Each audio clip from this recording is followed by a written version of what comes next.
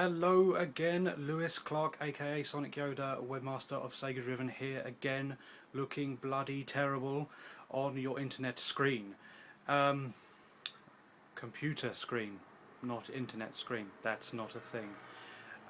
Yes, hello, welcome back. Another collection video. We're revisiting the Mega Drive, which we featured first. I wanted to go back to it just to see what just to show you all what I've added to it, and I also wanted to do another Q&A session like we did with the previous video for the Mega CD collection. So first up, let's go and have a look at the collection as it currently stands with all the new additions. So here's the collection again. Bit different since last time. We went from 148 games to 167. Recent additions include Road Rash 3, Pac-Mania, Miss Pac-Man, Golden Axe, believe it or not. Someone gave me a copy. I didn't feel the need to own it on Mega Drive because I already had it as a part of the collection on the Mega CD. Jurassic Park's new. Some of the Spider-Man games are new. So Spider-Man and X-Men Arcade Revenge, the Spider-Man animated series game, Maximum Carnage is their loose cart. You can see the red cartridge, and Separation Anxiety, the sequel to Maximum Carnage. I also got American import. So yeah, that's some of the new stuff. Over to the Q&A. Okay, there you go. Now, on to the Q&A. So, let's have a look at what we've got here. First question comes from Firefly Nick, and he asks, where's the cheapest place I can pick up a working Sega CD and or 32X?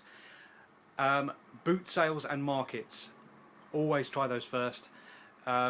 You're generally going to be able to haggle with people and mark it down over people that list things on eBay who will mark it up at a price that is highly inflated because that's where all the collectors go. Otherwise it's just eBay, unfortunately. It's the simplest and easiest way for anybody to sell anything, and people know that. And but unfortunately, because everybody uses it, the collector's prices get driven up quite substantially very quickly. Okay, second question comes from A Winner Was You, and they ask, what's your favourite Mega Drive game and soundtrack, and which game would you most like to own? So, my favourite game, or well, definitely the game I put the most hours into, has to be Sonic 3 and Knuckles, which I have in a variety of formats. So, PAL, Japanese, upside down, Japanese. So yeah, but if you want a singular game, then I'm going to have to say Sonic 2, which by the looks of things I think I own every region of. So there's a PAL copy, there's an Asian version, not a Japanese version, I think that comes from Korea, and there's a not for resale American version. Must have been a bundle copy. But yeah, absolutely love the Sonic series. Sonic 3 and Knuckles gives you the most bang for your buck. Just a huge game, great level design, great soundtrack, beautiful graphics, and pretty much the same with Sonic CD, it's just a shorter game. But yeah, I like those games a lot. And so soundtrack, for soundtrack, Yuzo Koshiro, all the way. So Streets of Rage 2 is probably his masterpiece. So yeah, there's that. Hopefully that answers your question.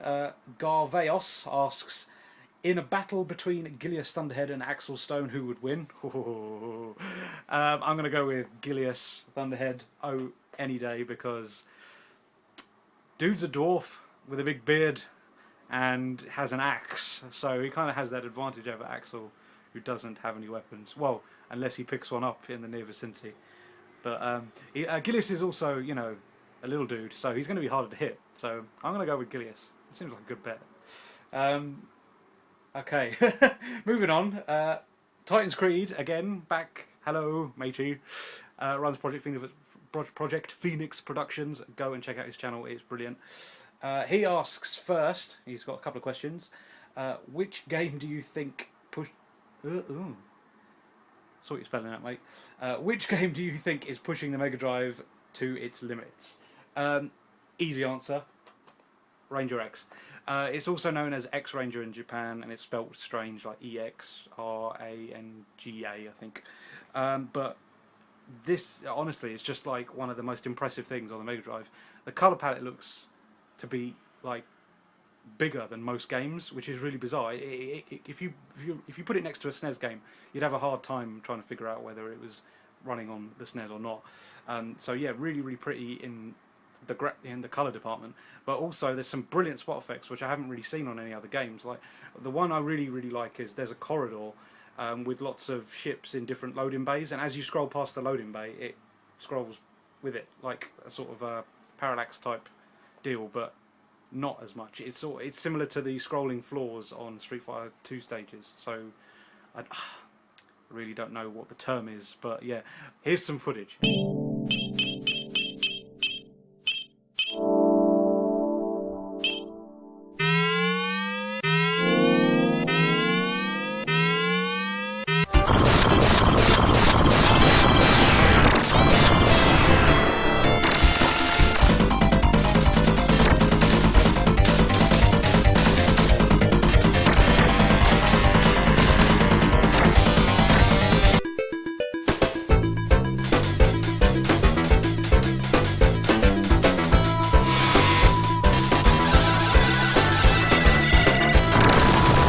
Screen's second question is, what is your personal opinion on all of the Mega Drive add-ons, necessity or burden?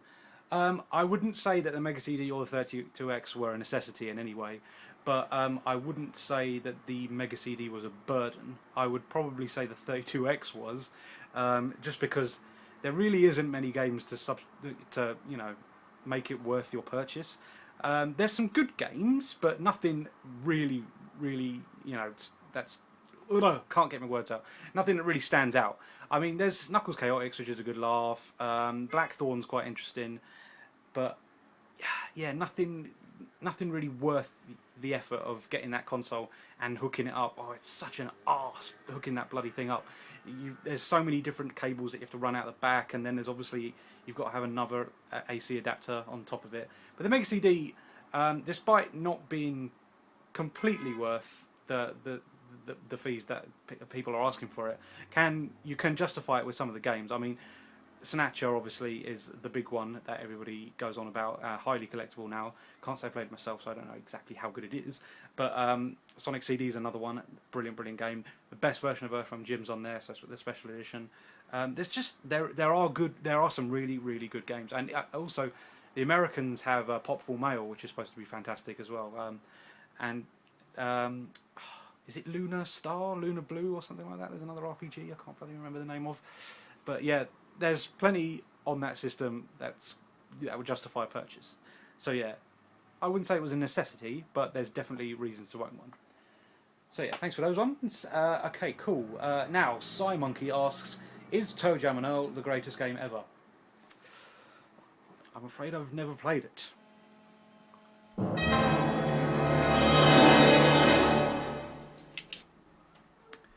So, yeah, can't judge it, unfortunately. I've heard great things about it, and it's held in such a high regard. I'd love to play it one day, but there's something, I don't know, it just doesn't appeal to me. Like, graphically, I don't like the look of the characters. It's just one of those things I've always put on the back burner. I can't really be. I'm sure I'll get around to it eventually if I can find it cheap, but I'm just not bothered. Sorry, mate. Okay, moving on. Alex Garcia on Facebook asks us, how was it that the Mega Drive could manage the colour output needed to support Street Fighter 2 Championship Edition? The Super Nintendo could output 256 colours, and the Mega Drive can only do 64. So, I wasn't aware that they were so close. So I had to do a little bit of research for this one, and it's close, don't get me wrong, but if you compare the two side by side, it's quite clear that the SNES version has more colours going on at any point, especially in the backgrounds. Not so much on the characters, they're pretty much like for like, but the backgrounds are nowhere near as colourful on the Mega Drive. But that's not to say that they don't look good. What the Mega Drive does is quite impressive in that it uses a lot of contrasting colours, but not many on one screen, but they also complement each other quite well, so you generally get the feel that there's a lot of colour in a stage at any point. But if you look at the palette next to the SNES palette, then you'll see that there's, it's a lot more limited. Here's some footage so that you can see that for yourself.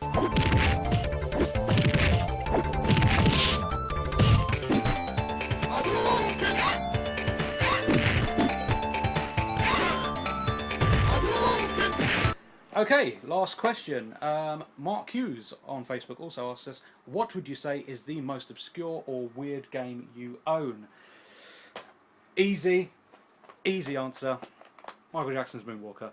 It's just the most bizarre thing in the world. I actually really enjoy it as a game. It's pretty standard platform affair, but it's a good laugh, and it like I say, it's just so bizarre. Like the fact that you're obviously looking for little girls to clear the stage, and there's a gangster and armies of zombies and robots and things, and you turn into a bloody mech at some point. It's just one of the most mental things that's ever been, existed ever. So yeah, it's got to go to that. It's hands down easily one of the weirdest things I've ever played in my life. So yeah, there we go. That's the end of all the questions then, so thank you very much for everybody that submitted them. If you want to take part in the next Q&A, which will more than likely be for either the Sega Saturn or the 32X, then follow us on Twitter at SEGADriven, or look us up on Facebook. If the full URL it will be in the description below. And yeah, when we ask the question, when we're asking for questions, you submit them, and I'll hopefully be featured in the next video. So yeah, thank you very much. See you next time.